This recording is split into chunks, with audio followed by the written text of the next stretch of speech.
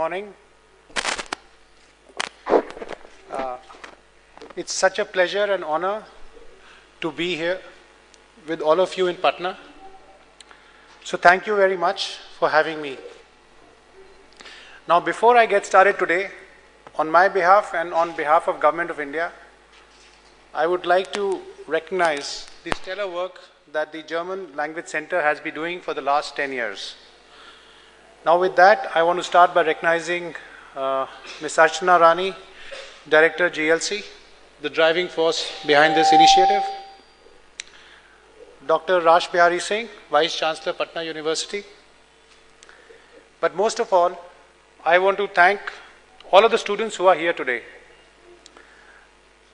By learning other languages and by showing such curiosity and respect for other cultures, all of you are building bridges of understanding that will lead to so much more. And I'm here today because I know that our future depends on connections like these among young people like you across the globe. That's why my job is not just about setting up meetings like that of Prime Minister Modi with Chancellor Merkel last month, or that of President Steinmeier in March this year. It involves coming to schools like this one to meet with students, university like you, because we believe that relationships between nations aren't just about relationships between governments or leaders. They are about relationships between people, particularly young people. So we view opportunity for students to study German as a vital element of India's foreign policy. So studying a foreign language isn't just about a fun way to spend your time. It's quickly becoming the key to success in global economy. Because getting ahead in today's workplaces isn't just about getting good grades, as Ms. Rani mentioned, or test scores in school, which are important, but it's also the world beyond your borders. Experience with languages, cultures, and societies very different from your own. Or as the German saying says, it is better to travel 1,000 miles than to read 10,000 books. Friends, India and Germany are working together on important elements, whether it is economic opportunity or transfer of technology or improving people's lives and standards of living. These are our shared priorities. And no country can do these things alone. The only way forward is together. That is why it is important for young people like you to study German, because that's how you develop that habit of understanding. You do it by immersing yourself in finding commonalities of each other's culture, by learning each other's stories, by getting past the stereotypes and misconceptions that too often divide us. That's how you come to understand how much we all share. And that's how you realize that we all have a stake in each other's success. That understanding discovered here in Patna could bring German technology that could improve the environment for millions of our citizens. That learning from the efficiency of the autobahns could inspire the design of a 21st century road network to connect Patna to Nalanda, the citadel of learning for centuries. Or German engineering could pave the way for Bihar to leapfrog the technological age and adopt cutting-edge technologies which could create thousands of jobs and improve quality of millions for our people. And that's when the connections you make as learners of German can blossom into something more. That's what happens when you open your mind. These lasting bonds represent the true value of studying languages. And I'm thrilled that more and more students are getting this opportunity. As you have heard, Germany is currently an increasingly important destination for investments by Indian companies. Indian corporate entities have invested over $7 billion in Germany. There are more than 200 Indian companies operating in Germany. Sectors such as IT, automotive, pharma, biotech have received a significant chunk of the investment. the penetration of Indian software companies in the German market is growing. And major Indian software providers like Infosys, Wipro, and TCS have operations in Germany.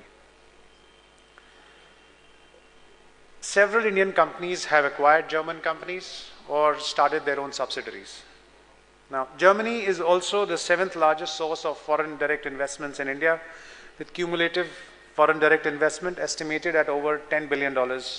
There are more than 1,600 Indo-German collaborations and over 600 Indo-German joint ventures in operation. They provide employment to around 200,000 people in India. These ventures are areas where your German skills can come handy.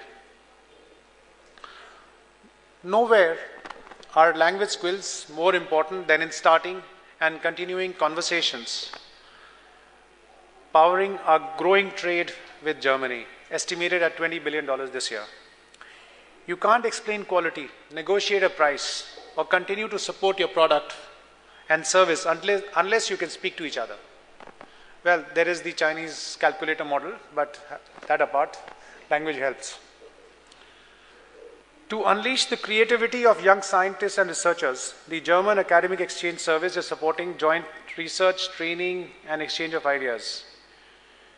You would be happy to know that learning of languages works both ways. German interest in the Indian philosophy and languages resulted in the first chair of Indology at University of Bonn in 1818. To support this vibrant connection, Government of India has funded several rotating chairs of Indian studies in German universities. There have been 31 such rotating chairs in various German universities. Our governments have recognized that teaching how to fish is better than giving fish. So in October 2015, we agreed to forge an Indo-German partnership in higher education. I am happy that several German academicians have been selected for teaching in higher educational institutes in India. Friends, in my conversations with our German friends, I have been told that over 15,000 Indian students are pursuing their dreams for a high quality education in Germany. At the same time, we welcome thousands of German students to study or do internships in India. But still, too many students never have this chance, and some that do are hesitant to take it. They may feel like studying a language is only for wealthy students or students from certain kind of backgrounds. Or they may think to themselves, well, that sounds fun, but how will it be useful in my life? And believe me, I understand where these young people are coming from, because I felt the same way back when I was in college in Delhi. I come from a working class family, and it never occurred to me to learn a foreign language. Never. That was till I was sent to Lisbon to study a foreign language by the government when I got into the Foreign Service. And I know for a lot of young people like me who are struggling to afford a regular semester of college, paying for learning German just isn't possible. However, learning a foreign language shouldn't just be for students from certain backgrounds. That is why work by centers like these helps to take German learning outside metros like Delhi, Mumbai, Chennai, Bangalore. Centers like GLC help build connections between people of all socio-economic backgrounds, because it is felt that diversity that truly will change the face of our international relationships.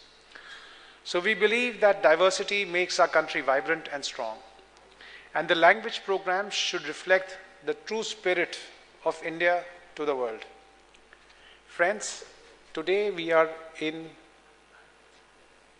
a new era of citizen diplomacy. It means that diplomacy is not the exclusive preserve or privilege of Indian Foreign Service officers like me, or those sitting in South Block. We are in an era of ordinary citizens reaching out to the world. You don't need to get on a plane to be a citizen diplomat. If you have an internet connection in your home, school, college, or library, within seconds, you can be transported anywhere in the world and meet people on every continent. Skype, WhatsApp, Facebook, Twitter, and other social media platforms connect people across the world. That's how we are learning what's really happening in our communities and our country and in our world. And that's how we decide which values and ideas we think are best.